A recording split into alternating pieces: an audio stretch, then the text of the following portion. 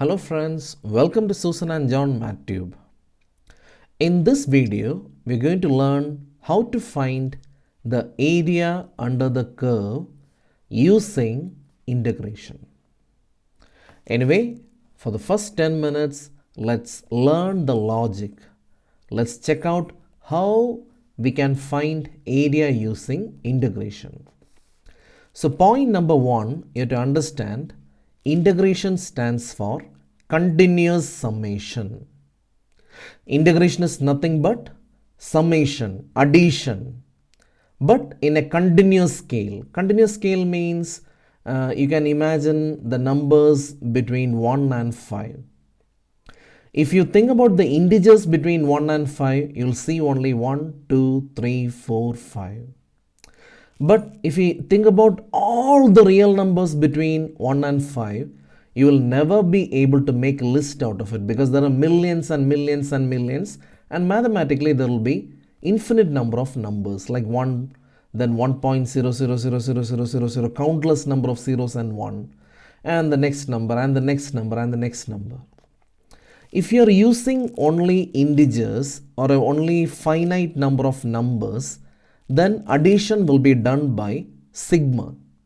For example, if I write sigma x equal to 1 to 5 x square, then what you do is you're squaring the numbers. 1 square plus 2 square plus 3 square plus 4 square plus 5 square. At the same time, when you perform integration, you are supposed to count or you are supposed to use all the numbers from 1 to 5 and square them. Okay, now let's go for the geometry behind it. It's very interesting. Anyway, let's start with my favorite function, x square. Okay, so I called it favorite because it's very easy to plot and most of you know the graph of x square. So I'm going to plot x square with the help of a few points. So I input 0, I get 0 square as the output, that is 0. And I input 1, I get 1 square as the output, so that is 1. I input minus 1, I get the same thing. And I input 2, I get 2 square because the function is the squaring function. It literally squares the domain. So I get 4 and at minus 2 I get 4 again. So let's say this is 0, 0 and let's say this is 1, this is minus 1. So I get the corresponding points somewhere over here. And you can notice that at 1, the height is 1 square. And at 2, the height will be 2 square. That is 1, 2, 3, 4. It will be somewhere around here. And at minus 2, the height is again 4 or minus 2 the whole square. Anyway, here we go. We have the parabola. Okay, so we have the graph from minus 2 to 2. Okay, now look at this. Suppose I am interested in the area from 1 to 2. What I have to do is I have to add all these heights. I think you are able to see that. You have to add all the heights. You have to think about all the numbers between 1 and 2. I'll repeat. You have to think about all the numbers between 1 and 2 and square them, and it will form, you'll get corresponding height. Look at this. At 1, you're getting a height 1 square. At 2, you're getting a height 2 square. Okay, so if you add all these things, then I'm sure that you'll get the area from 1 to 2. So I'll show you one more thing. If you consider any height, look at this. Let's say at 1.75, I have 1.75 the whole square. And if you magnify that part, if you magnify this, see, I think you're able to see a rectangle. I'm magnifying. See, can you see a rectangle here? Okay, so the height of the rectangle will be if this is 1.75, the height will be 1.75 square. Isn't it? Anyway, so the logic is very simple. You add all the heights and you get the total area from 1 to 2. That is, if you perform integral 1 to 2 x square dx, you are going to get the area from 1 to 2 below the curve, that is why I said under the curve, and above the axis and between 1 and 2. Okay, now let's learn in a more logical manner. Let's say we have a positive function. Positive function means all the function outputs will be positive. One example is x square. So the graph will stay always above the x-axis. And let's say at this point, and by the way, the graph is y equal to f of x. I told you functions correspond to graph. And let's say this is x equal to a and this point is x equal to b. And I'm interested in the area between a and b under the curve above the x-axis and bounded by these two lines. Okay, so the logic is very simple. I will choose a point, a random point x, and at this point the height will be f of x. I told you before we took the function x square, so the height was x square. If I consider the function cos x, the height will be cos x. If I consider the function sin x, the height will be sin x. If it is x cube in the positive part, it will be x cube. Generally, the function is f of x. So what is the height of the blue line at x? F of x. And once more I'll show you by magnifying. Yeah, it looks like a rectangle. I'm magnifying hundreds and hundreds and hundreds of times. And are you able to see the rectangle? Okay. So you can see a rectangle with height f of x. And let's say the small width. Look at this. This is a magnified version. And let's say the small width is dx. So that the area of this blue rectangle, is length into breadth, which will be f of x into dx. I think you got the point. See, it doesn't look like a rectangle anymore. It's so small. Anyway, the length of that blue rectangle is f of x into dx. And like that, we can create many blue rectangles. And all these heights will be the function value and dx will be the small width. So basically, I'm going to add all the area starting from A to B and area of the small rectangles. And that means I'm going to get the total area between A and B below the curve, above the axis and bounded by the ordinates. Okay, now you have to keep in mind a few things. Now I'll make it exam point of view. Now look at this. Before you learn any concept, the first thing to do is you have to understand the logic behind it. Okay, and once you understand that, you'll feel that, okay, this subject is fruitful. This subject is useful. I can apply it in this field or I can apply it in another field. Okay, anyway, I'll make it brief so that you can use it for your exam. I'll make it like a formula. Let's say we have a function y equal to f of x. And for the time being, I'm going to assume that the function gives only positive output. And as I told you before, functions will correspond to graph. So this f of x will have a graph which will be strictly above the x-axis because my assumption is the output is always positive. Now let's imagine there are 2 points on the x-axis, x equal to a and x equal to b. And I am interested in the area below the curve above the x-axis from a to b. And we already learned this. So that area is given by integral x equal to a to b f of x dx. Is that clear? So this is how we learn so that we can do problems in exam. Now look at this. By the way, you saw that the function value will be the y coordinate. Even you saw it graphically. When you plug in the domain value, the function value, the height will be the y coordinate. And that's the reason we always write y equal to f of x. So some people love to study this formula like integral x equal to a to b y dx. We just replace this f of x with y dx. And I will also recommend this is a better way to study or by heart the formula.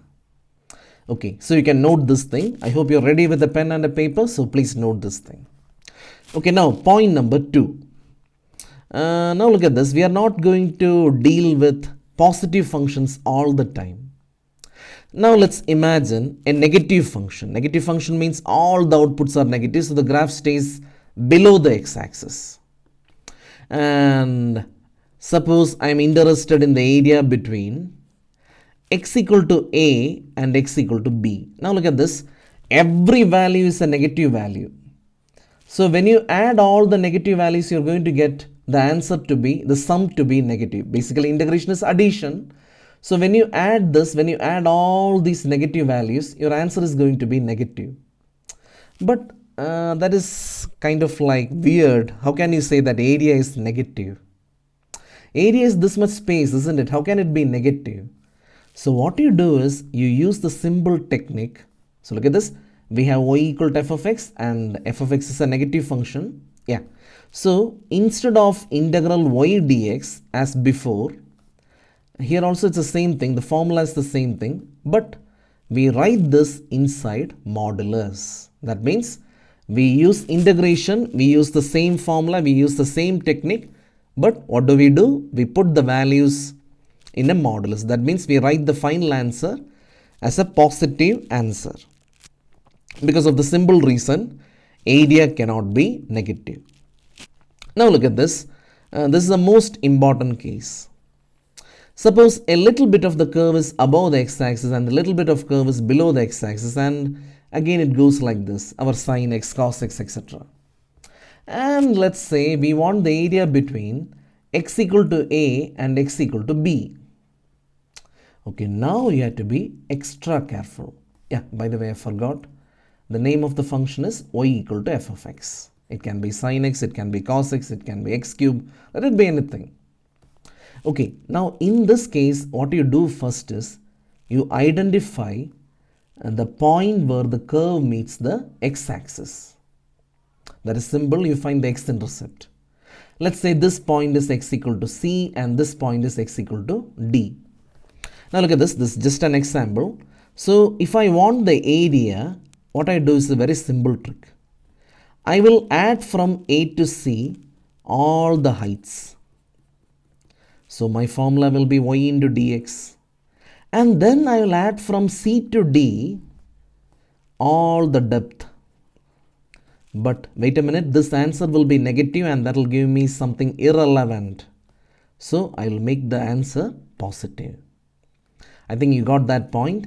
And now I have this remaining part. So what I do is I will integrate from d to b y dx, because all the answers are positive, this answer will be positive, and this will give me the total area between a and b in the above example. Okay, that's more than enough. Now let's be more practical. Let's start. And let's start with a very simple question which you might have studied in your plus 2 itself. Okay, so let's start by calculating the area of a circle. X square plus y square equal to a square. I hope you remember this person. Using integration. So what are we going to calculate? Yeah, the area of a circle x square plus y square equal to a square using integration. Okay, now look at this. The first thing, this is a standard circle. That means by looking at the equation itself, you should understand this is a circle with center, origin, and radius a units. What's the radius? A, and what is the center? The origin. So now let's try to draw the circle. Okay, so we have the circle, and like I told you before, the center is the origin and the radius is a. And at the origin, the x coordinate will be 0, because the coordinate of the origin is 0, 0. So the x coordinate will be naturally 0. And since the radius is a, I'm sure the x coordinate here is a, because the coordinate at that point is a comma 0. Okay, now one more thing. Circle is a symmetric picture. Sorry about that. My picture is not that symmetric. Yeah, so I'm going to write area or required area is equal to 4 times area in first quadrant. So I'm going to find the total area, and the total area will be nothing but 4 times the area, because it will be 1, 2, 3, 4. So if I find this, all I have to do is I have to multiply by 4. Now, what did we learn in the first 10 to 15 minutes? I gave you the whole logic. So how do you calculate area in integration? And you can be happy about one thing. In the first quadrant, the graph is staying above the x-axis, isn't it? The graph is staying above the x-axis. So look at this. This is what I'm trying to calculate, this much area. Okay, and we learned that area is nothing but integration. And I have to integrate from x equal to 0 to a y dx. I told you the formula is nothing but integral y dx as long as the curve stays above the x-axis. Okay, now look at this. X square plus y square equal to a square. Actually, I am going to find the curve. So y square equal to a square minus x square. So y will be plus or minus root under a square minus x square. And I am going for the positive value because we are in the first quadrant. In the first quadrant, x and y are both positive. So I get 4 times x is equal to 0 to a root under a square minus x square dx. Okay, now look at this. There are a lot of methods to solve this problem. Okay, I'll give you one method, and that will be a little bit long method, but most of the students love this method because they don't have to by heart any formula. Okay, so the substitution is very simple. X is equal to a sine theta. You might have learned in your younger classes, whenever you have 1 minus x square, whenever you get stuck inside a root in this format, you try putting x is equal to sine theta, and that works. That works because you will get 1 minus sine square theta, and 1 minus sine square theta gives you root under cos square theta. There you go outside the square root. And if you have root under a square minus x square, the standard substitution is x equal to a sine theta. What is the reason? When you replace this, you get a square minus a square sine square theta. And that will be root under a square into 1 minus sine square theta. And that will be root under a square cos square theta, and that gives you a cos theta. So anyway, our aim is to escape from the square root. So I go for the substitution x equal to a sine theta. Now remember, whenever you make a substitution in a definite integral, you have to remember two important things. The first thing, the differential. So when you find the differential of this part, you get a, which is a constant, into cos theta d theta. Okay, I'll put it in a box because later you need that to replace this dx. And another important thing is we have to change the limits. This limit belongs to this variable x, and we are going to substitute or replace x with theta. So that's our next job. So I'm going to write sine theta is equal to x by a. So I'm going to take inverse on both sides. So that gives me sine inverse x by a. Now look at this. What is the lower limit? Yeah. So I'll write if x equal to 0. So if x equal to 0, what will happen? Theta will be sine inverse 0 by a. That is 0, of course. Now look at this. What is upper limit for x? A. So I'm going to write if x is equal to a, theta will be sine inverse a by a. But a by a is 1 and sine inverse 1 is 90 degree, and that is pi by 2. Okay, so we are ready for the substitution. So look at this. Instead of x, I should put a sine theta. I'll mark it for you. I'll just color it for you. So we're going to use this. And dx should be replaced. So I'm going to use this. And finally, the limits should be replaced. So I'll be using these two as the new limits. Okay, I hope you're working along with me. So shall we substitute the limits? Yeah. Theta equal to 0 to pi by 2 root under a square minus a square sine square theta, and what is dx? Yeah, a cos theta d theta. Okay, you can simplify this. It's not rocket science, so I will leave that space for you. You can try it yourself. And you're going to end up with a square cos square theta. I'm not going to explain that part. I know you're smart enough to do that. Okay, now something very important. Look at this. Suppose you want to evaluate 0 to pi by 2 cos to the power 7 theta d theta. In your first semester engineering, before you learn area volume rectification, you learn 2 chapters. And the 2 chapters are dedicated to find such integrals. Such integrals means from integral 0 to pi by 2.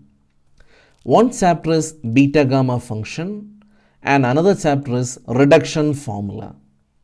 And I love reduction formula. Whenever we have 0 to pi by 2, cos or sine alone, the method is the same. And the method goes like this: 7, 6, 5, 4, 3, 2, 1. And when you hear the number 1, you stop. Now look at this. This 7 is an even number or odd number? Yeah, of course, odd number. If it is an odd number, this will be the answer. Okay, I'll give you another example so that you understand this better. Suppose we have integral 0 to pi by 2 cos to the power 10 theta d theta. So look at this, the limits are 0 to pi by 2 and we have cos. So it starts like 10, 9, 8, 7, 6, 5, 4, 3, 2, 1. And when you hear the number 1, you stop and make it a product, just like you see on the screen. What is 10? Is it even or odd? If it is an even number, put pi by 2 and that will be the answer. You simplify, that's the answer. Okay, let's make it like very clear. Let's learn one more example. Let's try with sine, because cos and sine has the same structure. So let's go for sine to the power, let's say 4 theta d theta. So the answer will be 4, 3, 2, 1. Is it an even number or odd number? Even number. Even number means you put pi by 2. Okay, so that's it. Now let's go for the question 0 to pi by 2 cos square theta d theta. Okay, so we have a 2 here. So it's like 2, 1. Yeah, even number. So we put pi by 2. See, isn't it easy to integrate this? But one thing, whenever you apply this in exam, don't forget to write by using reduction formula, because many teachers will be expecting that you're going to use beta gamma function. So they might be wondering how you got this answer.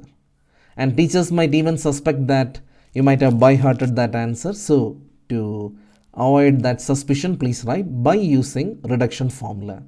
You're allowed to use reduction formula because you already learned in the first semester itself. Okay, so I see one mistake I made here, and I'm really good at making that mistake. I forgot that 4. I should have multiplied that 4 over here. And anyway, I'm sure that you're doing these things by yourself. Yeah, so the answer is 4a square. And then our awesome method 2, 1 and then pi by 2. Why did I put pi by 2? It's an even number. If it is an odd number, leave it after that 1. So as expected, the answer is pi r square. I'm sorry, not r, a square. See, it's the same. This is a formula which you learned long back. Area of a circle is pi r square or pi a square, because in this circle a is the area. So I hope you understood how to calculate area for simple functions. So let's try this once more. And one more very important thing before we move ahead.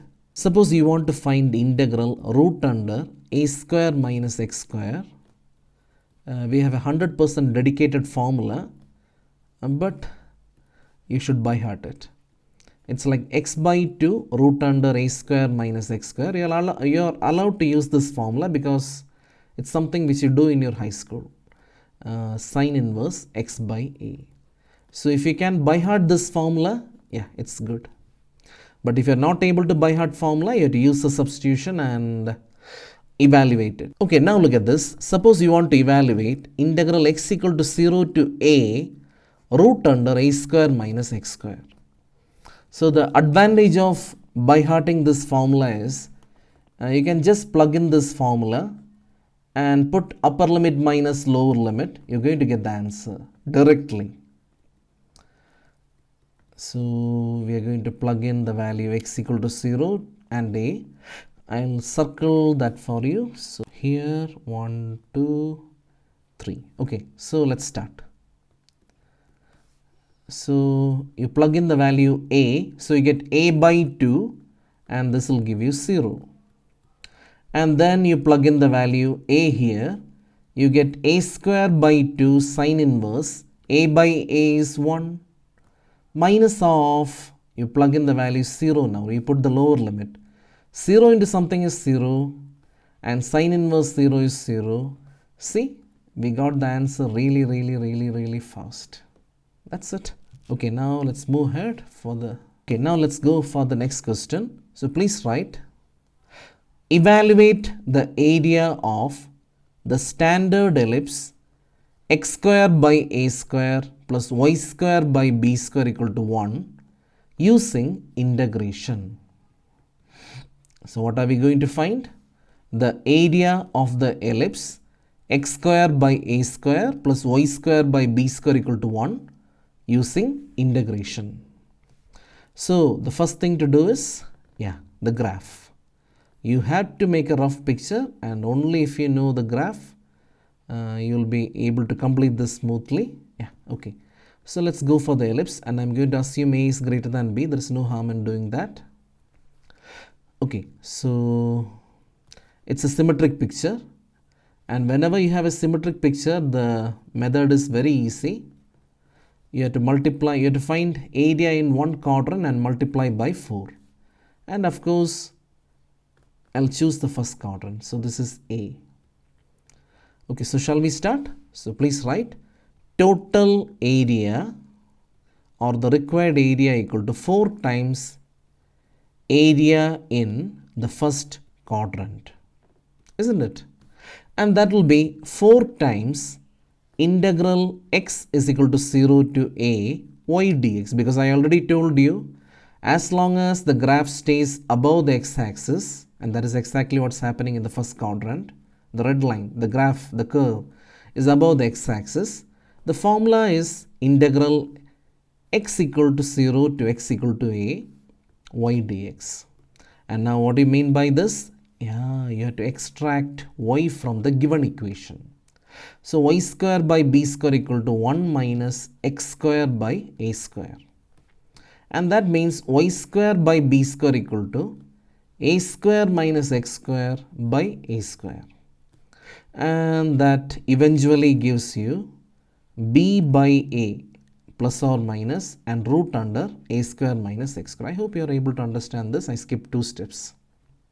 And since we are in the first quadrant, we are going to take the positive value. So we get b by a root under a square minus x square dx.